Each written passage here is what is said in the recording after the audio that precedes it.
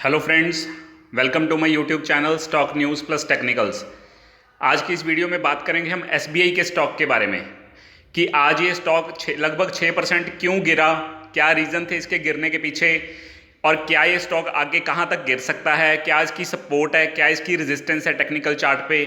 तो ये सब कुछ डिस्कस करेंगे हम इस वीडियो में। तो चलिए शुरू करते हैं दोस्तों आज की ये वीडियो एसबीआई के स्टॉक के बारे में। प्योरली एजुकेशनल पर्पस के लिए वीडियो बना रहा हूं। सबसे पहले जानते हैं रीज़न कि आज एसबीआई का स्टॉक गिरा क्यों। देखिए, आपको पता है सुप्रीम कोर्ट का आज उनकी हियरिंग थी टेलीकॉम कंपनियों की regarding repayment of AGR dues, क्योंकि टेलीकॉम कंपनियां चाहती थी कि हमें टाइम दिया जाए ड्यूज पे करने के लिए, लेकिन सुप्रीम कोर्ट बार बार उनको फटकार लगा रही थी कि आप जल्दी पे कीजिए, टाइम नहीं दिया जाएगा। तो उसकी आज सुनवाई थी जिसपे सुप्रीम कोर्ट ने बोला है कि एक एफिडेविट पर लिख के दो कि हाँ हम इतने सालों में इस साल में इतने पैसे देंगे। तो ये सारी चीज़ें उनको बोला है करने के लिए। वो 18 जून की दोबारा हियरिंग की डेट रखी है। और एसबीआई जो कि डायरेक्टली लिंक्ड है टेलीकॉम कंपनियों से, एसबीआई का एक्सपोजर है टेलीकॉम कंपनीज जैसे कि वोडाफोन और एयरटेल, इन दोनों ने रीपे करने हैं ड्यूज, तो उन पे एक्सपोजर है। एसबीआई ने उनको लोन दिए हुए हैं वोडाफोन और एयरटेल को। और अगर ये कंपनियां रीपे नहीं कर पाती, खास करके वोडाफोन, क्योंकि वोडाफोन थोड़ी सी ज़्यादा दिक्कत में है क्योंकि डी ग्रोथ भी शो कर रही है ज़्यादा, एयरटेल और रिलायंस जियो ये दोनों अच्छे वेल पोजीशन कंपनीज है। इस टाइम पे वोडाफोन की थोड़ी दिक्कत ज़्यादा है। और अगर वोडाफोन ये ड्यूज नहीं रीपे कर पाती तो बड़ी दिक्कत आ जाएगी। तो एसबीआई को दिक्कत आएगी क्योंकि एसबीआई ने जो लोन दिया हुआ है वोडाफोन को वो सारा एनपीए में कन्वर्ट हो जाएगा। तो मार्केट इस चीज़ को नेगेटिव लेके चलती है कि हाँ, अगर किसी भी कारण सुप्रीम कोर्ट ने ऑर्डर दे दिया कि नहीं पैसे जल्दी भरो, अभी भरो, एक साल में भरो या 6 महीने में भरो, तो वोडाफोन तो भर नहीं पाएगी। तो इसीलिए जो वोडाफोन को लोन दिया हुआ है एसबीआई ने वो सारा एनपीए में कन्वर्ट हो जाएगा, जिसको नॉन परफॉर्मिंग एसेट्स कहते हैं। तो उसका जो प्रेशर होगा वो एसबीआई बैंक के ऊपर पड़ेगा। तो इसलिए एसबीआई का बैंक भी आज गिरा है। वैसे तो मार्केट भी आज काफ़ी करेक्ट हुई है 100-150 पॉइंट।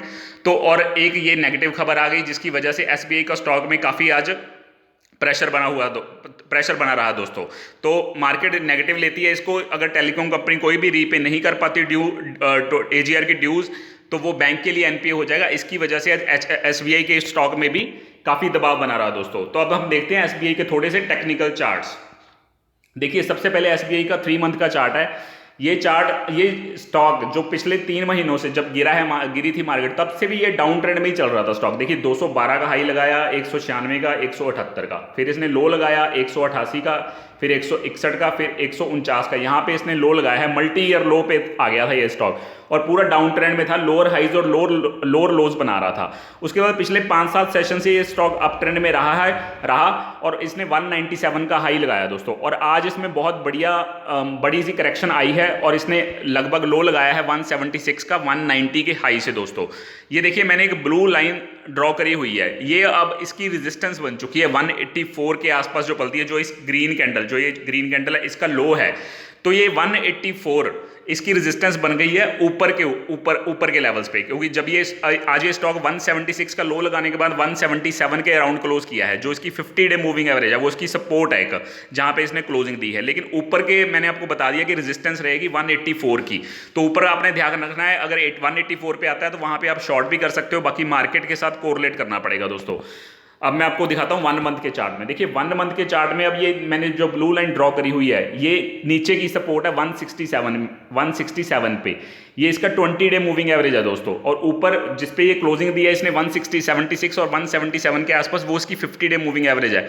हो सकता है कल को ये स्टॉक इसके नीचे ना आए और मार्केट भी शायद और करेक्ट ना हो, लेकिन अगर मार्केट भी डाउन जाती है तो ये स्टॉक डेफिनेटली करेक्ट हो सकता है। 167 के आसपास इसकी दूसरी सपोर्ट बनेगी दोस्तों।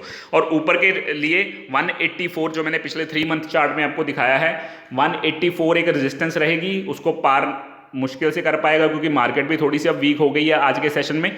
तो डेफिनेटली आपने इन तीनों लेवल्स पे ध्यान रखना है। 167 जो इसकी 20 डे मूविंग एवरेज है, 177 जो जिसपे ये राइट नाउ अभी क्लोज हुआ है वो इसकी 50 डे मूविंग एवरेज है, और 184 इस ग्रीन कैंडल, जो छोटी वाली ये ग्रीन कैंडल है, इसका जो लो है वो 184 है। सो 184 185 के आसपास इसकी अब रेजिस्टेंस रहेगी। तो ये 3 लेवल्स आपने बिल्कुल ध्यान रखने हैं, ये आपको आने वाले सेशन में मदद करेंगे अब बाय करने में, शॉर्ट सेल करने में। तो ये तीनों लेवल्स को आपने ध्यान में रखना है दोस्तों। यही अब टेक्निकल्स देख लेते हैं। देखिए 177 पहले तो बहुत अच्छी सपोर्ट है एसबीआई की इस टाइम पे जहां पे उसने क्लोजिंग दी है, तो उसको ब्रीच नहीं किया है, उसके नीचे डिसाइसिवली क्लोज नहीं किया है, तो हम मान के चलते हैं कि 177 से भी वो रिबाउंड कर सकता है, जो इसकी 50 डे मूविंग एवरेज है। और इसके नीचे 167 मेजर सपोर्ट रहेगी, जो इसका 20 डे मूविंग एवरेज है एसबीआई के स्टॉक का दोस्तों। और रेजिस्टेंस ऊपर के लेवल पे अभी शॉर्ट टर्म के लिए तो 184 रहेगी, अगर उसको पार करता है थोड़ा बहुत अच्छे प्रेशर के साथ, अच्छी मार्केट में दोबारा से ऊपर के साइड पे ऊपर जाती है मार्केट, तो देखते हैं 197 जो इसने पहले हाई लगाया था वो वाली रेजिस्टेंस रहेगी। लेकिन फिलहाल शॉर्ट टर्म के लिए 184 is the resistance level and 177 which is 50 day moving average of the stock, फिलहाल वो सपोर्ट है। और अगर उसके नीचे फिसल गया तो 167 will be the good support, क्योंकि वो 20 डे मूविंग एवरेज है इस स्टॉक की। तो ये है हमारी आज की वीडियो, ब्रीफ एनालिसिस एसबीआई के स्टॉक के बारे में कि क्यों ये स्टॉक गिरा है और आगे आने वाले सेशंस में कहां तक गिर सकता है और ऊपर के क्या लेवल्स है जहां इसको रेजिस्टेंस मिलेगी। तो ये सब कुछ डिस्कस किया हमने इस वीडियो में दोस्तों। तो वीडियो अच्छी लगी हो तो लाइक और सब्सक्राइब जरूर करें। Thanks a lot.